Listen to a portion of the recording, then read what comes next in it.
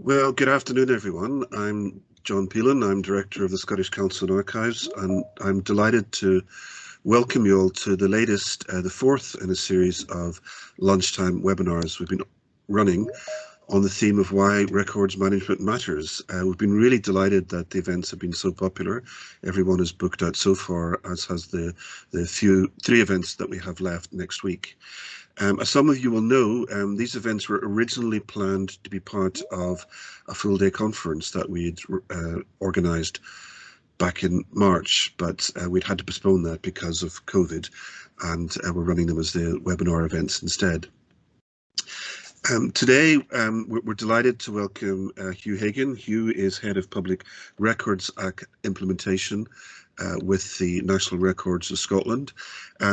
After Hugh's talk, please ask some questions. Hugh will be delighted to answer them. You can either use the chat box or raise your hand if you have that facility.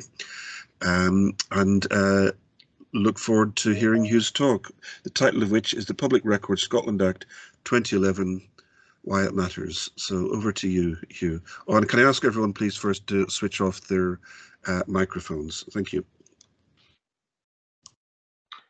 Hello everyone. Thank you very much, John. Hello everyone. My name is Hugh Hagan. As John has said, I work for the National Records of Scotland for Records and Archives Engagement Branch, and I'm currently responsible for the implementation of the Public Records Scotland Act. I say currently, I've been doing it for about 1,000 years now. I was part of the bill team that saw the legislation through Parliament, and I also worked with the Shaw Report, the Historical Abuse Systemic Review, way back in 2005, 2007. So I've been at this for far too long. I will not be changing the slides today because before you guys all were allowed in through the door, I managed to break the system and I can't work the bloody thing. So John and Robert are very kindly offered to do the slides for me. I want to thank my colleagues at the Scottish Council on Archives for asking me to speak today, but I want to thank them also for developing this wonderful series of talks on why records management matters. COVID-19, as John has said, has unfortunately prevented us from meeting face-to-face, which is very disappointing. But this crisis is also serving to highlight just how critical good information management is. We know from our work with public sector colleagues that they're all working terribly hard at the moment to try and ensure that their COVID records are being robustly managed into posterity, but also to ensure that they've got trustworthy information on how they have handled this particular crisis for the purposes of transparency and public scrutiny. I've just come from a meeting with records and information governance people in the NHS in Scotland, and they've set up what they call a short life working group to look at this very specific issue. So it's really good to know that there are good things happening around the information that's been created at this time. And this is exactly what the, can I have the next slide, please, Robert? This is exactly what the Public Records Scotland Act is all about. In a more general sense, it's about helping authorities to identify and manage their information assets better to meet the government's transparency and accountability goals. And it's worth noting that the Act itself has at its beginnings a crisis over information and records which were routinely created in Scotland's childcare sector. And I'm hoping to provide you with a bit of an insight into what the Act seeks to achieve and how we are trying to go about doing that. But my focus is going to be very firmly on the background to the legislation. And I noticed actually as the names were popping up that there are lots of people here who have heard all this before from me, so my apologies. You can all go and have a fag or something. But for those of you who have not heard this before, this should be very important and interesting to know the background to this legislation. And even for those of us who do know it, this is a story and an experience which is worth revisiting over a long period of time. But the Act is, the key to this Act is in its background, and that's what I'm hoping to try and develop today. So Robert, could I have a next slide, please? First of all, what I'd like to try and do is give you a very brief indication of what the Act requires of public authorities.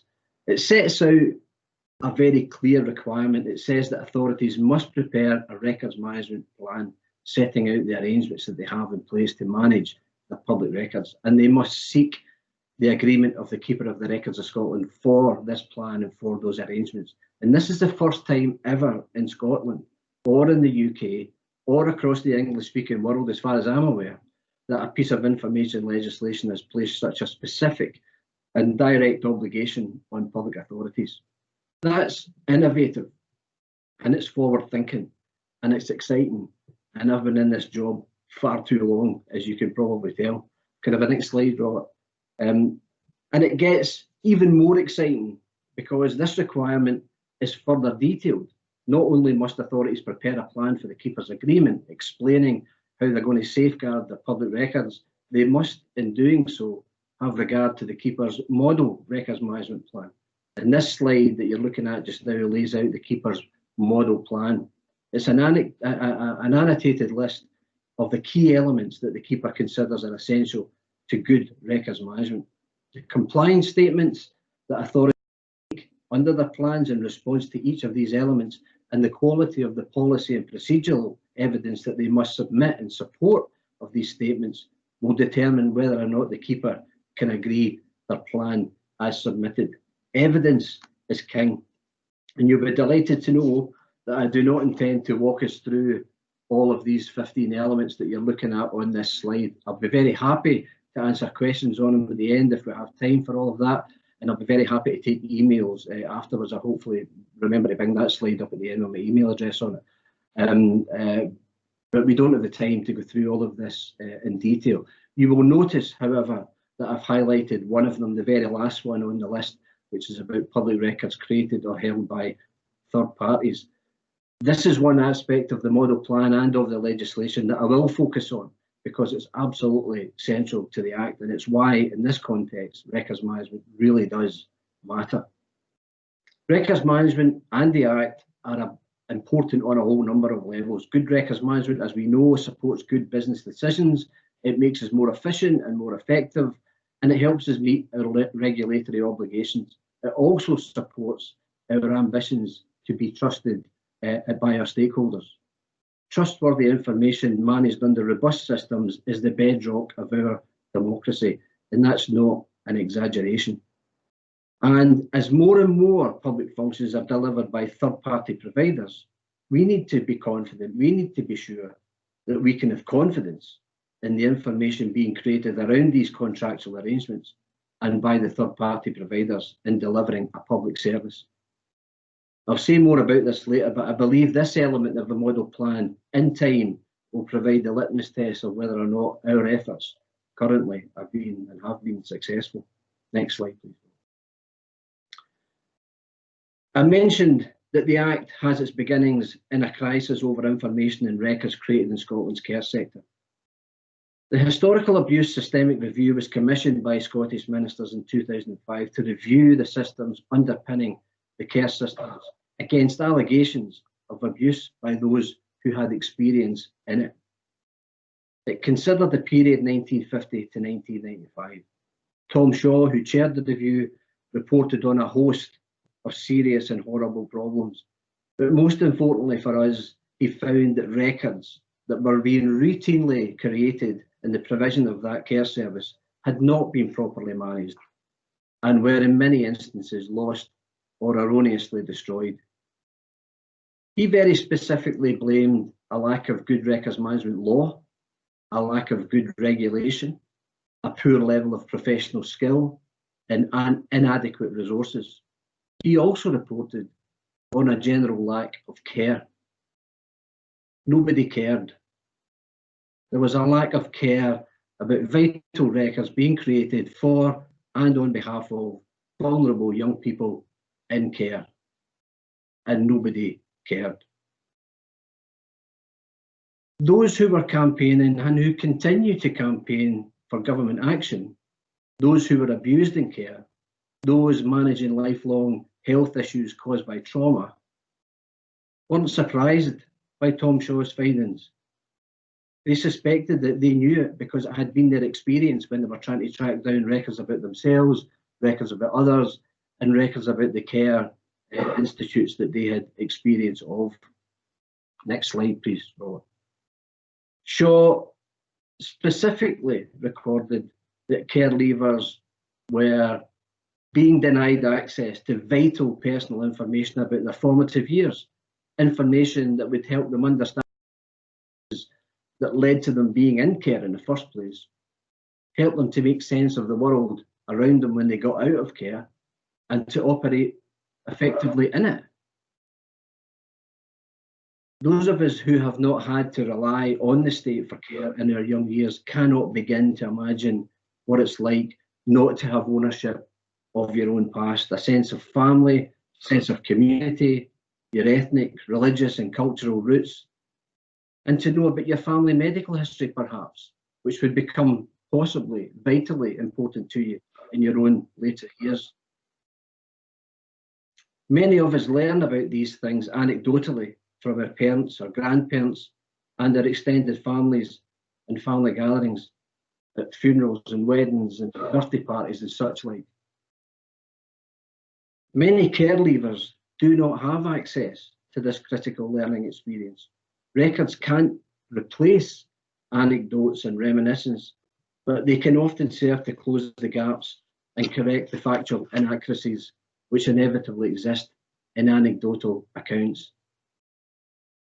And they take on a whole new level of significance and importance and become critically important to those for whom the anecdotal route simply does not exist. Care leavers and survivors of in-care abuse quickly reached the conclusion that not only were the records so unimportant and undeserving of proper care, they concluded that the young lives represented in the records were also unimportant and undeserving of proper care. And that's a shocking state of affairs. It's a shocking indictment. We managed or mismanaged several generations of young people's records in the care service in Scotland. But there's a couple of important things to point out here. One is that without doubt, the arrangements in place have improved significantly and continue to improve since 1995.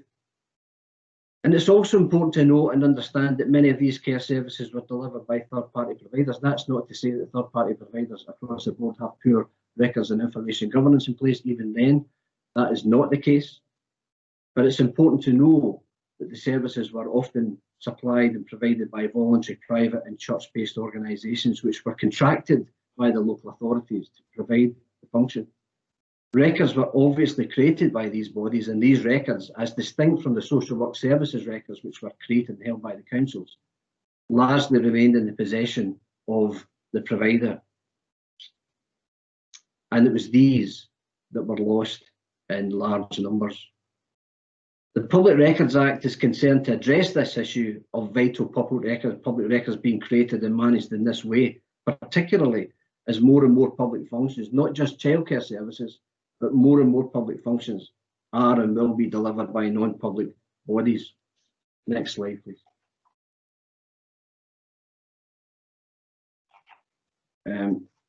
I want us to consider for a second the impact of gaining access to records for a care leaver and a survivor of in-care abuse after years of searching.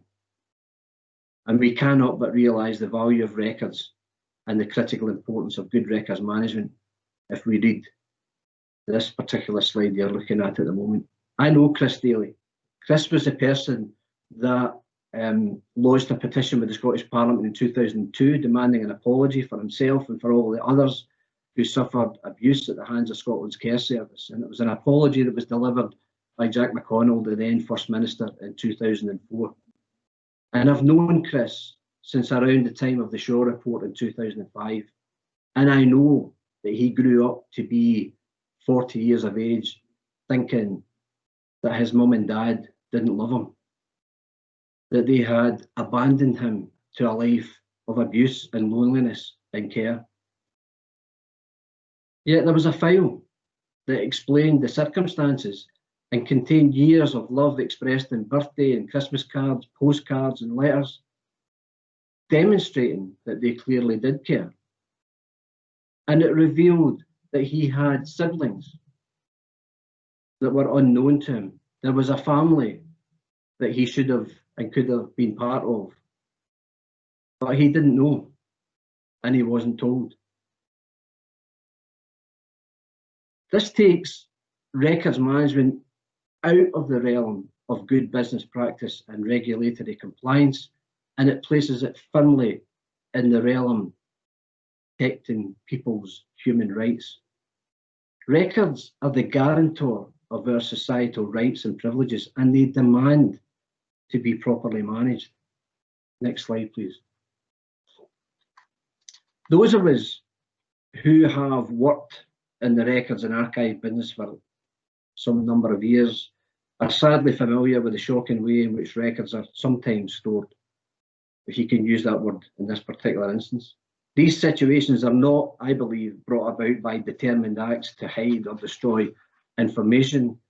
They are the product of poor resources, insufficient training and skills, a lack of senior management commitment, and a culture that says information management is not a priority. These are the ingredients for this kind of mess. And these are the ingredients identified by Tom Shaw as being behind the failures of record keeping in the care sector in the period 1950 to 1995. He pointed to poor legislation, poor governance, poor arrangements between the commissioning bodies and the third-party providers. There were no robust contractual clauses setting out how records created by the provider should be managed, either into destruction or into permanent preservation. No indication of what records or information obligations the provider had to the commissioning authority. And as a consequence, when someone left care or was moved to another care facility, which happened routinely and very often, or when care providers folded, which was also not uncommon, the records were often left behind to rot in a mess in spaces like this. Next slide, please. Scottish ministers were alert to this situation when framing the legislation, and they added the clauses that seek to close this gap. That's why the Act speaks of public records created for and on behalf of public bodies, and that's why the Keeper's Model Plan has an element 15 addressing this specific need around third-party records. So the Act determines that the meaning of public records, not by setting down a description of what a record is, that has to remain a business decision for the authorities who are on organisations who are delivering functions. They will create the records they need to create. But by telling authorities that whatever records they're creating in the course of delivering public functions are public, irrespective of who creates them, and that they must therefore be subject to an authority's arrangements, we're seeking to close the gaps that existed in the past. This is, I believe, a global first. Public sector legislation reaching into the private and voluntary sectors to protect records is not common practice anywhere else, as far as I'm aware. It was a controversial step, and concerns were raised by those representing the third sector organisations, but these concerns were thankfully overcome and it's now established in law. It's something about which we should all be rightly proud in Scotland. However, as with all legislation, it'll only work, and it will only be a force for good if we make it work. To that end, we have worked with colleagues to understand their issues, and we have collaborated to help deliver guidance. And despite the fact that the Act has no force directly over third-party providers, we have been contacted by a number of private and voluntary sector bodies recently asking for advice and guidance on how they might apply the Keeper's Model Plan to their own situations. This is fabulous news, and it set us on a path to engage with these organisations more constructively and formally, probably in the new year. Next slide, please. The Act is making a difference, and our proposed engagement with third-party bodies is evidence of this, I believe. But we have clearly got a long way to go. These stories are not hard to find. So we have a mission to change how people think about records. It's about a culture change. We face the challenge of convincing senior managers and chief executives power to make things happen, that this stuff really matters. Next slide, please. You need to press this one twice, I think, Robert. I've never been able to fix that. I like to use this slide a lot, and those of you who have heard me speak before will have seen this slide a million times. It's a funny way to demonstrate how the corporate world has routinely regarded records management over generations. It's often described as a back office job, which tells you all you need to know.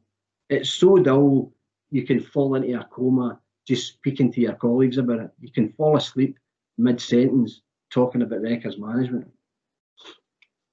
Next slide, please. But it is, in fact, very, very important. Getting your data wrong, not managing it securely and not protecting it from inappropriate access will land us all in potentially very hot water with the Information Commissioner. Just 2 weeks ago, the Commissioner fined Ticketmaster UK Limited £1.25 million for failing to do just that. The Commissioner will be concerned to know, when investigating any alleged breach by a Scottish public authority, whether that body is striving to meet its Public Records Act obligations. If, in proving any alleged breach, the Commissioner learns that the fault is systemic and not human error, then the full force of our financial penalty regime will rain down on us. There's no doubt about that. Next slide, please. But we know that records management is about much more than protecting our bank balances. Records are about real people's lives. Not knowing what records existed, or when they existed, or why they existed, and how they were destroyed can have devastating consequences for people, real people. In the Morton Hall crematorium case, families were left with no knowledge of what happened to their infant's remains and no means of ever finding out. Think about that for a minute. How would that make you feel? And this was not unique to Edinburgh City Council. Every council in Scotland revisited its crematoria arrangements as a consequence of this.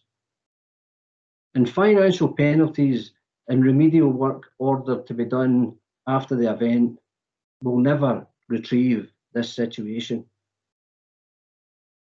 Examples like this remind us why records are important and why what records management do and records managers do is central to the stability of our society. It's that important. Our job is to convince others around us, those who think this records malarkey is dull, that the impact of failing to manage our information appropriately can have catastrophic consequences for real people. You may know that the data protection law that we're governed by currently has a clause in it referred to as the right to be begotten, the right to erasure, where you can require your information to be removed from systems held by companies and organisations. Care leavers in Scotland, those with no record of their time in care, are currently asking us who cares about their right to be remembered. Records managers need to be able to articulate to senior managers that by not managing our records robustly, by not ensuring that they're secure, by not ensuring that they are managed into auditable destruction or permanent preservation, by not affording records management and records managers the profile and the resource they deserve, their authorities might breach information law and they might incur the wrath of the Information Commissioner. More important than any of that, in my opinion, is the fact that if we do not do these things, we will be willfully disregarding the rights of those who depend on us to get it right on their behalf. Tom Shaw said in his report that trust is essential to democracy, particularly where vulnerable people are concerned. As a society, we assume that when we need to, we can access the records and information which provide evidence of how government actions have impacted on us as individuals or on the health and well-being of our community. And when record keeping fails in that respect, is broken, often irreparably so. Public sector records management is about safeguarding the rights of others, and it's about protecting our democracy. That's how important the Public Records Scotland Act is to me, and I hope it is to you too. And in my opinion, that's why records management really matters. Thank you very much. Happy to take any, thanks for the slide, Robert. Happy to take questions if I've got time, and I've got my email address there, so please feel free to email me if you want to do so afterwards. Yeah, well, thanks very much, Hugh. Yes, we do have time for any questions or comments that anyone would like to make. And thank you for that very powerful and passionate plea for our case for the importance of records management and the importance of the Act.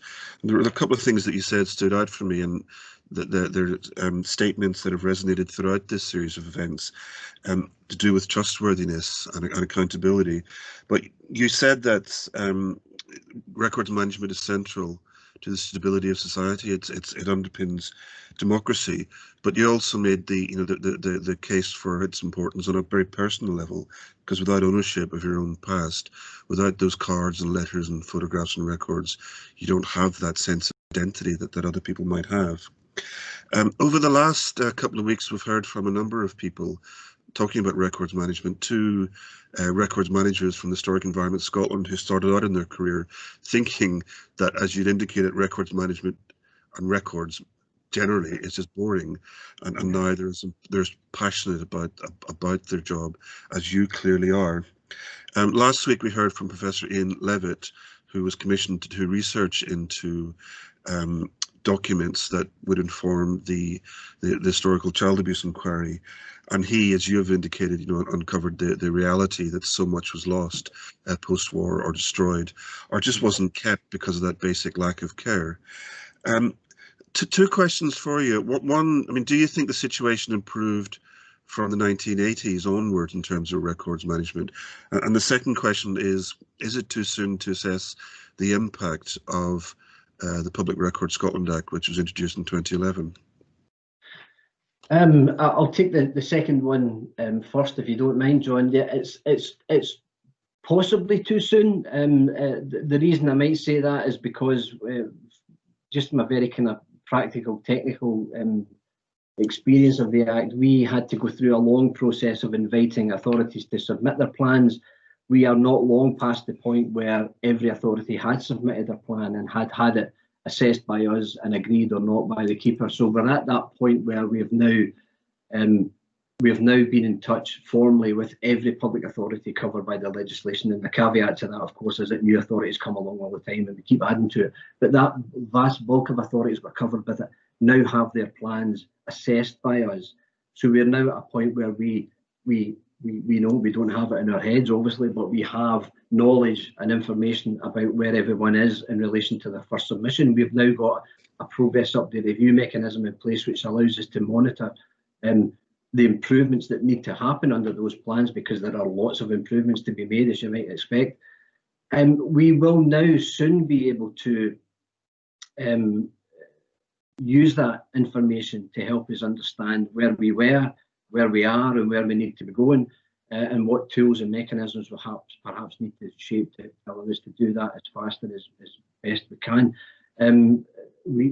Robert Fotheringham, who I believe is on the call, who was our colleague up until very recently, started this work just before he left and presented a paper on it to the Information and Records Management Society conference last year. We have been sort of ham-fisted since Robert left because we haven't been able to replace him yet. We're hoping that will happen quite soon.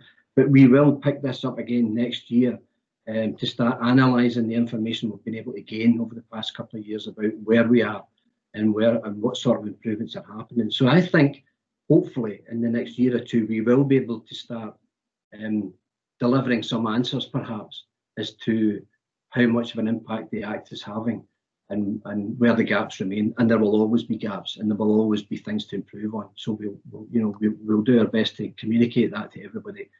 I think the answer to the first one is yes. I think since the 1980s things have got better. I don't think it would be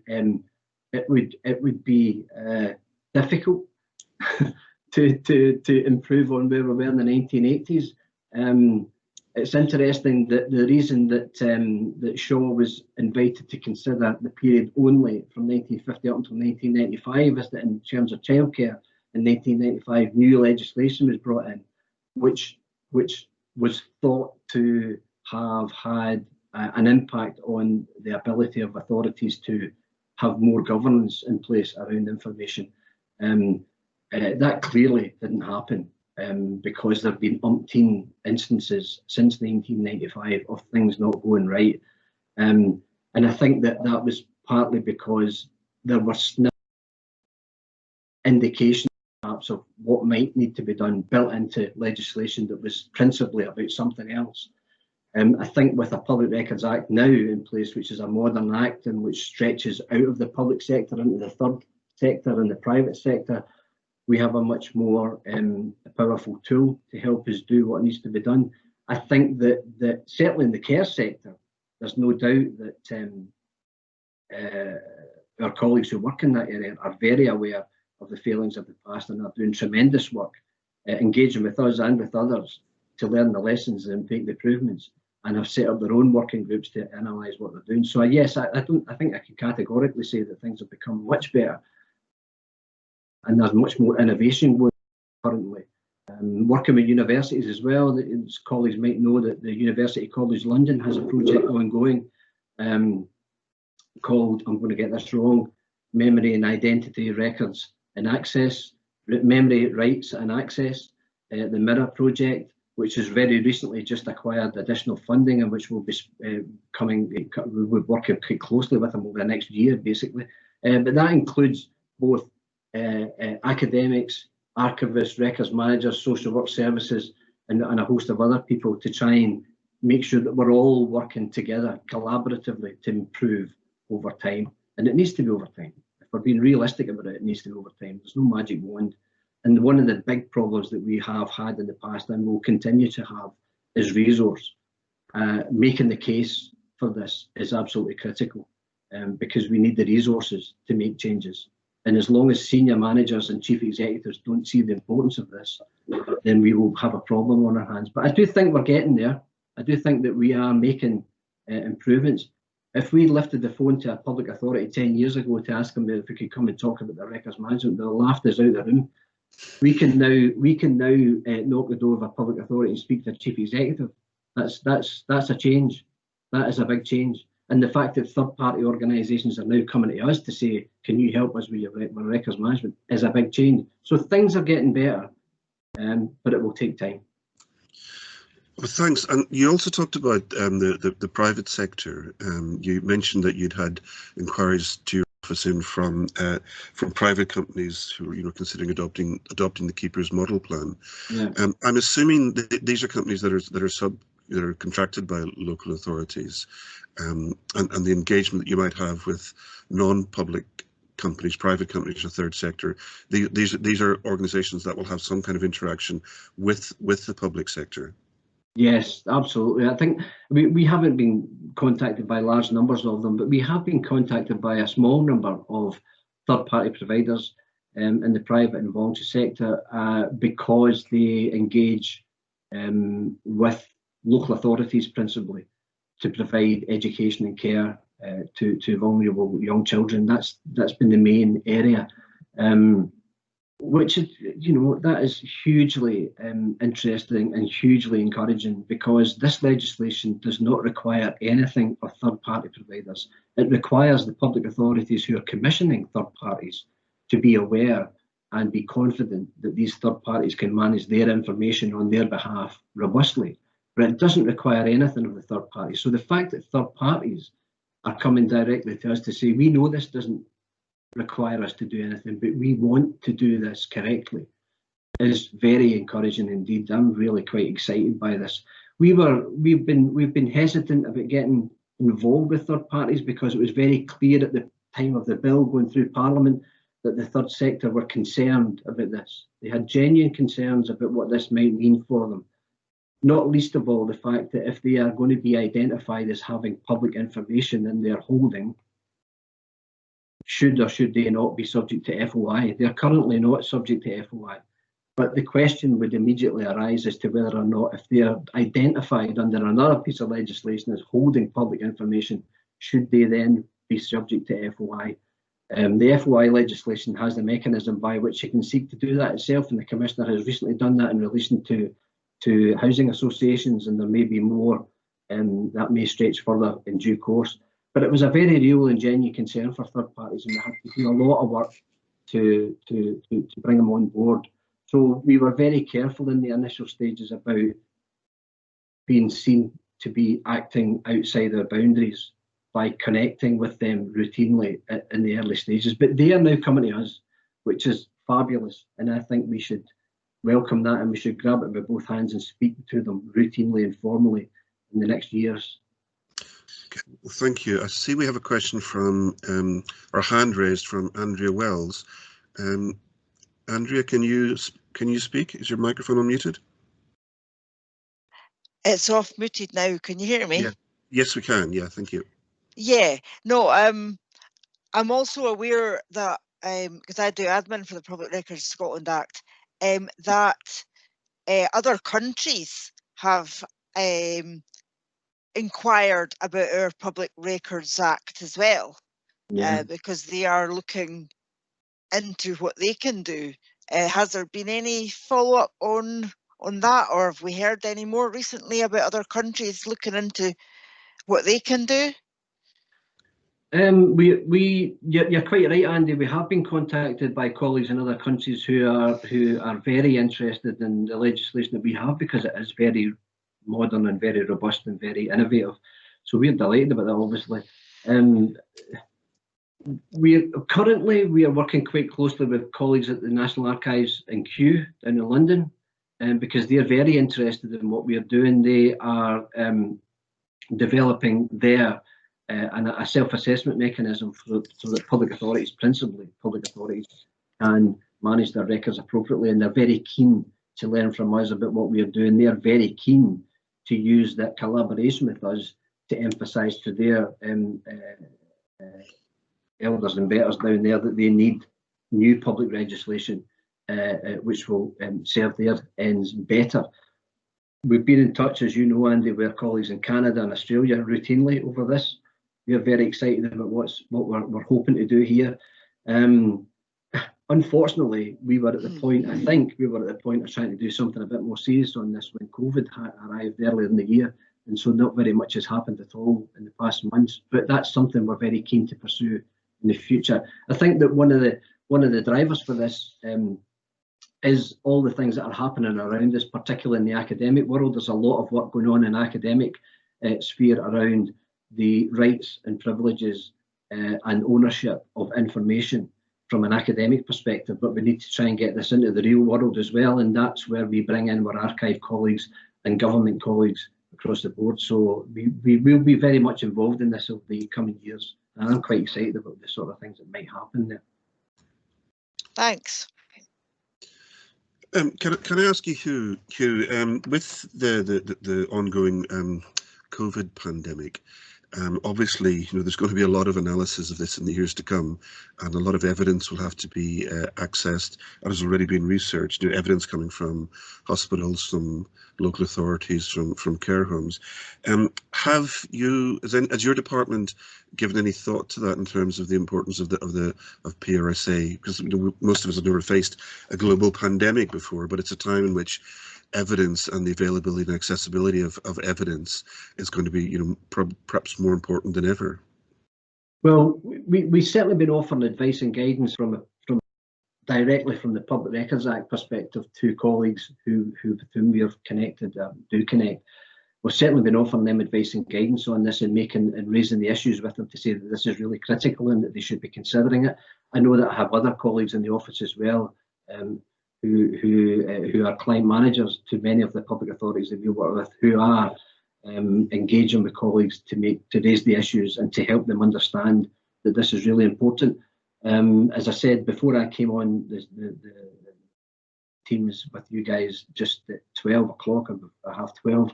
I had a meeting with colleagues in the NHS Records Management Forum, which draws in records and information governance colleagues from across the whole NHS service. And they have set up a short life working group where they are looking specifically at that issue. So they're taking it very seriously.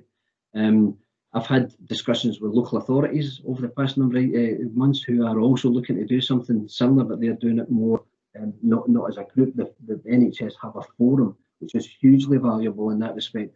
It doesn't exist in the local authorities, but they're looking to try and do something around that. So yeah, I'm not quite sure I'm answering your question here. We have offered advice and guidance, but it's very high level stuff. I know that we've got other colleagues in the office. I think Laura Gould might be on the call, and Laura and her colleagues will be offering advice and guidance where it's required to clients to help them do the right thing. But the actual management of the information itself on site within these authorities is really a task for them themselves. We can offer them a guidance about what they should be doing, but it's really up to them to make those decisions. Okay, well, thank you. And yes, indeed, we have Laura here, and she's raised her hand. So, Okay. Laura?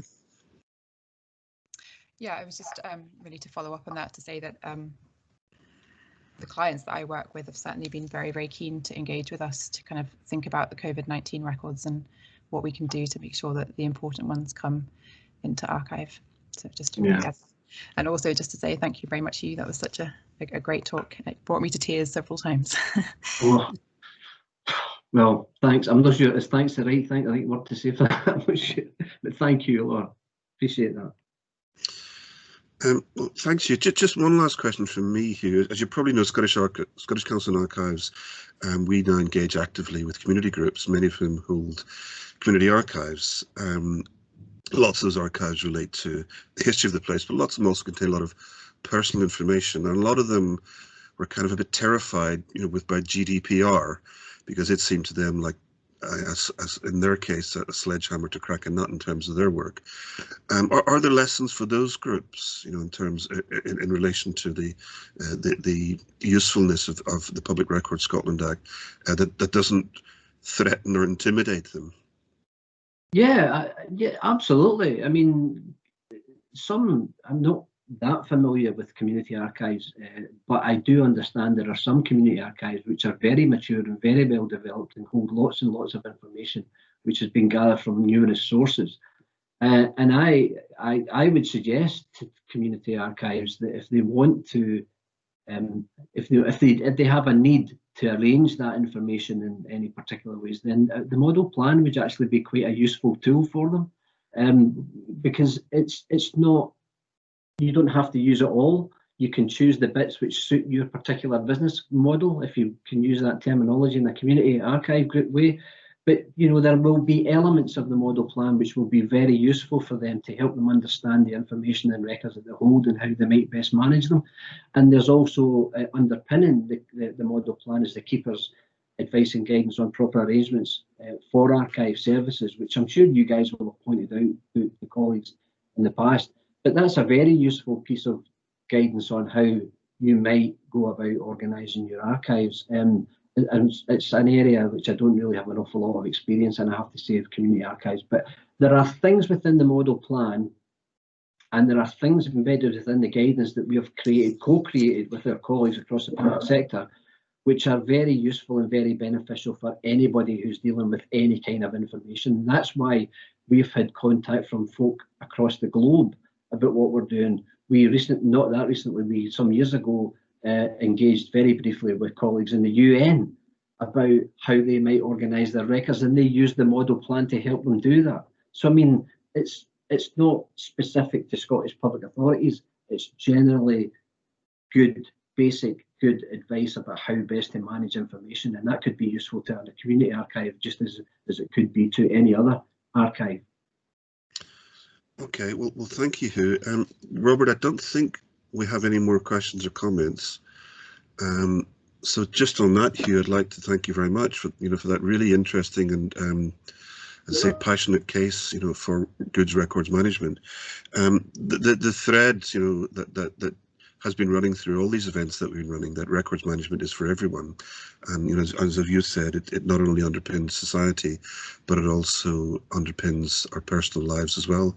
So thank you very much, and I'll ask everyone to give a virtual round of applause to you. Okay, thank you very much. And we'll see some of you, if not all of you, at some of our next events next week. So we've recorded this event, and it will go up live on the website probably within the next week. The events that we've already run are already online on SCA's website. So thanks again, everyone. Thank you. Thank you.